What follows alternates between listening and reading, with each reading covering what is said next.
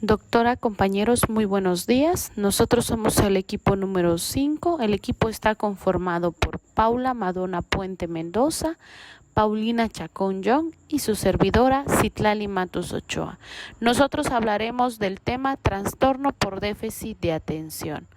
Bueno, pues comenzaré explicándole qué es el trastorno por déficit de atención e hiperactividad.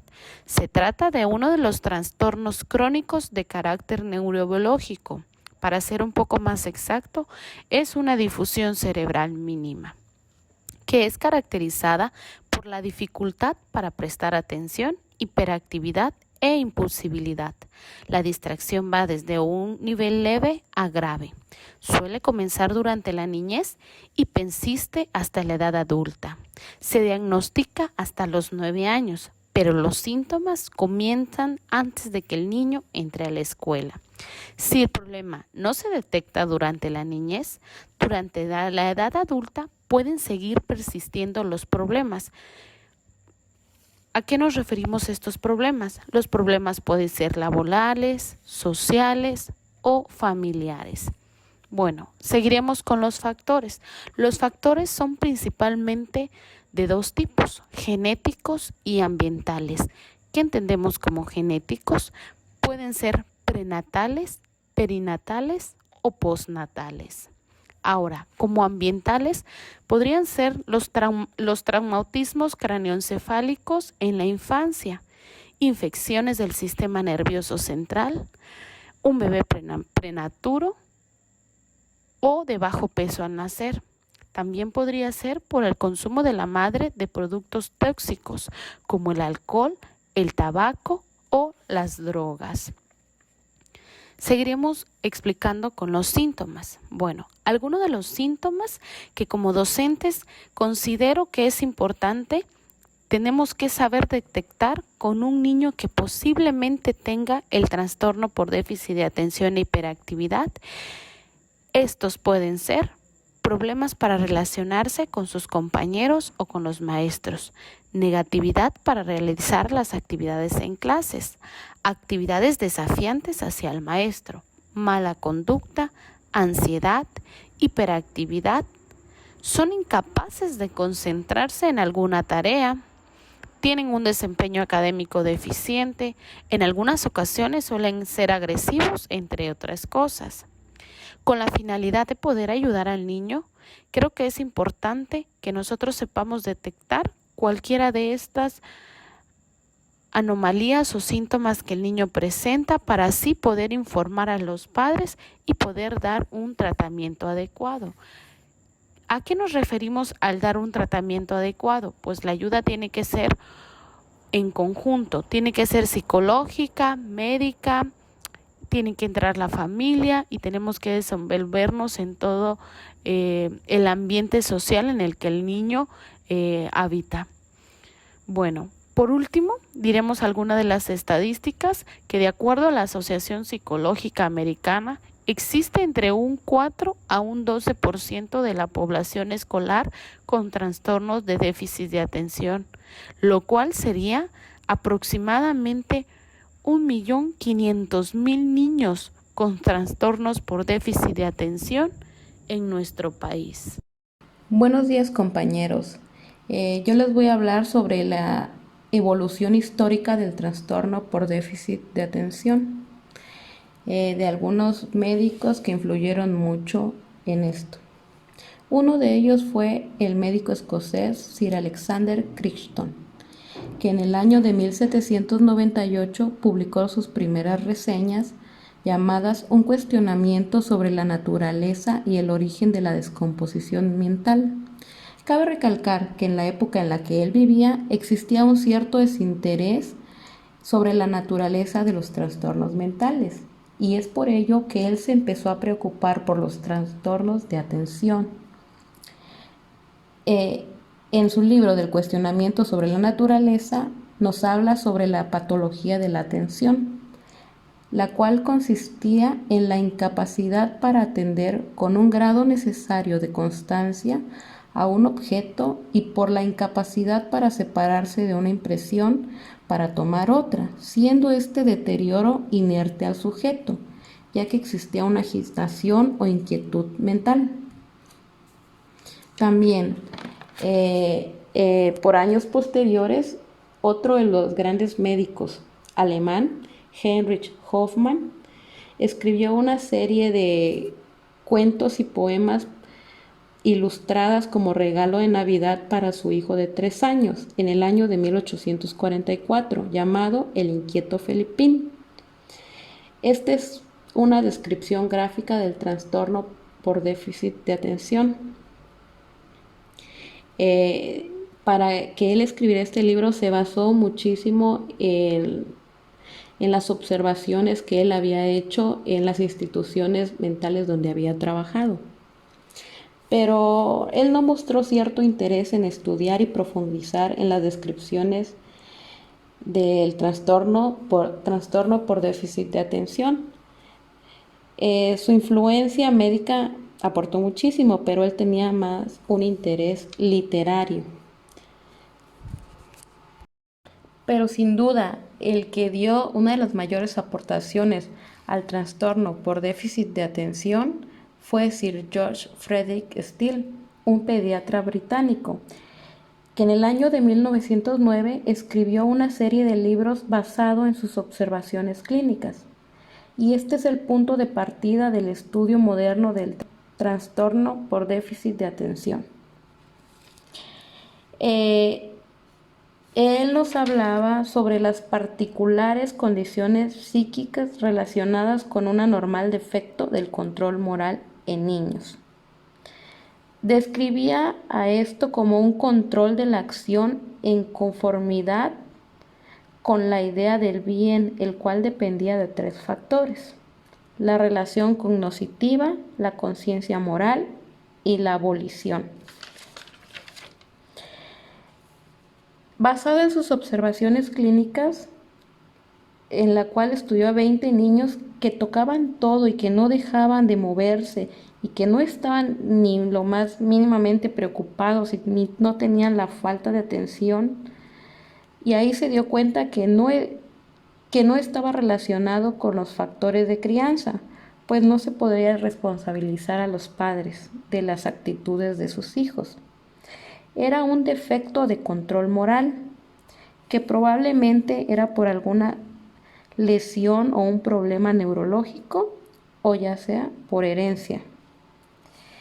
El defectuoso control moral era consecuencia de alguna afección física, como los tumores cerebrales, la meningitis, la epilepsia, el traumatismo cerebral.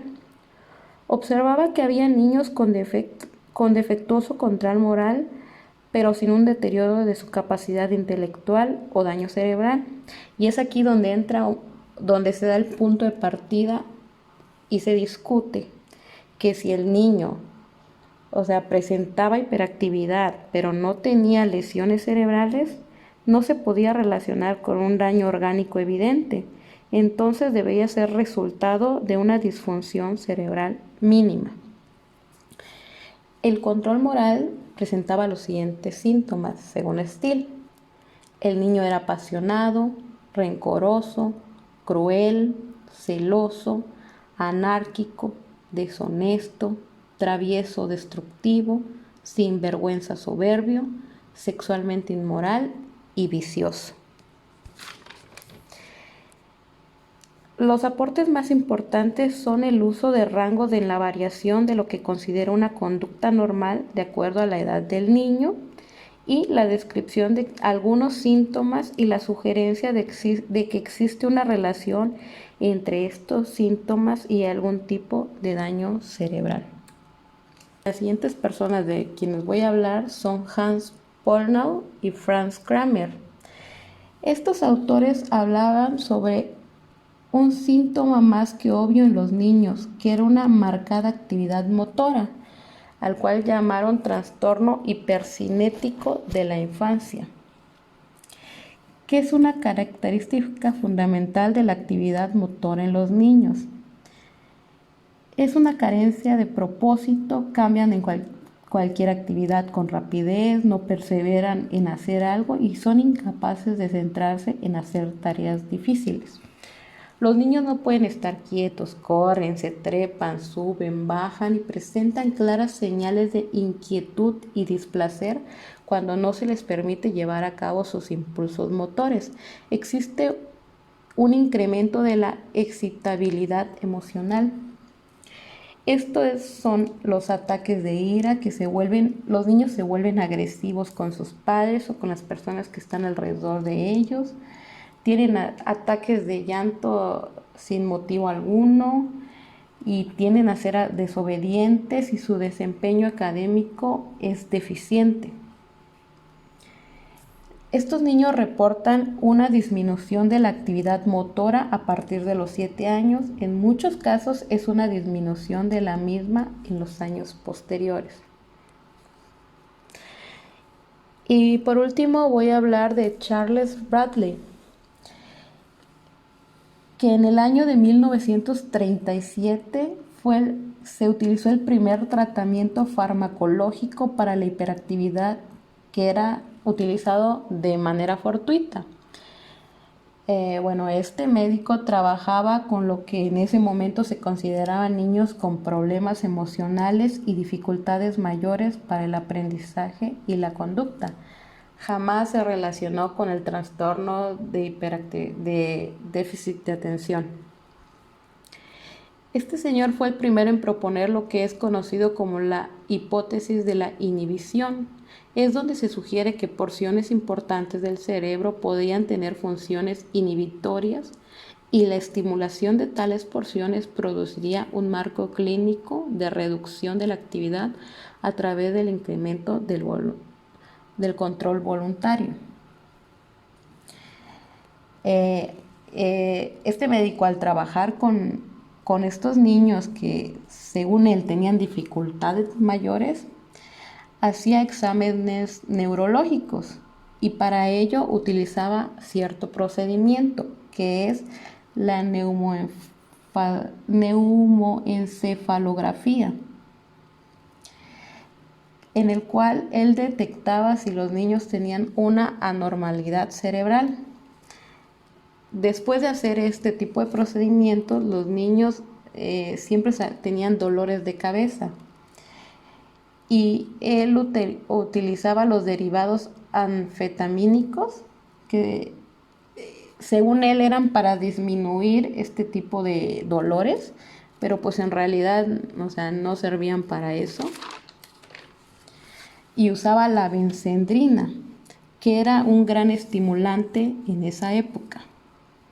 Si bien, como mencioné, no tenían efectos en el dolor de cabeza de los niños, lo que fue más fortuito e inesperado fue que provocó una importante mejoría en la conducta y actividad escolar de los niños que recibieron este tratamiento. Los tics pueden ser fasciculaciones ocasionales hasta expresiones repetitivas, motrices y vocales, y estas mismas pueden agruparse en series y generar un caos en el salón de clases. Los tics motores aparecen por primera vez durante la niñez temprana o desde los 2 años de edad. Estos tics motores afectan la parte superior de la cara, gestos y fasciculaciones de los músculos que circundan los ojos. Los niños afectados por estos tics representan una variedad amplia de síntomas que incluyen las tensiones abdominales y movimientos rápidos de sus hombros, cabeza o extremidades. Los tics vocales suelen iniciar un poco después. Estos tics vocales simples incluyen lo que son vocalizaciones, tosederas, carraspeos, aspiraciones nasales y monosílabas que los niños pueden murmurar hasta llegar a gritar. Estos tics son comunes y pueden ser representados solos o como síntomas de trastorno. Y para finalizar esta exposición, compañeros y doctora, los invito a checar el breve ejemplo que está en el link de YouTube. Este es un pequeño video de lo que son los trastornos de tics y que pueden darse en el aula. Gracias por la atención prestada y espero el ejemplo les sirva.